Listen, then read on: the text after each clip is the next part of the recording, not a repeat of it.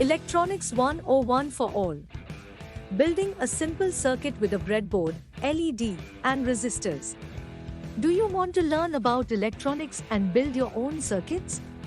It's actually a lot of fun and easier than you might think. All you need is a breadboard, some wires, an LED, and a few resistors.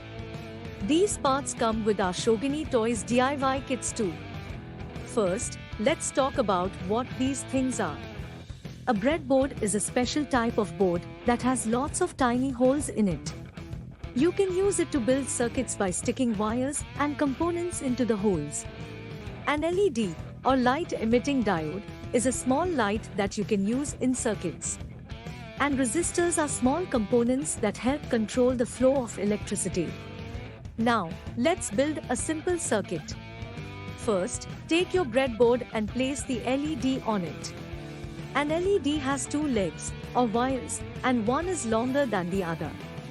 The longer leg is called the anode and the shorter leg is called the cathode. Make sure the anode is on the left side of the breadboard and the cathode is on the right. Next, we are going to add some resistors. Resistors help control the flow of electricity, and we need them to make sure the LED doesn't burn out. You'll need two resistors for this circuit. Place two resistors on the left side of the LED, next to the anode pin of the LED. Now, we're going to connect everything with two wires. The red wire will go from the leftmost resistor to the positive terminal of a power source, a battery. The black wire will go from the cathode of the LED to the negative terminal of the power source. Once you have connected everything, turn on the power and your LED should light up. Congrats, you just built your first circuit. I hope you enjoyed this tutorial and learned something about electronics.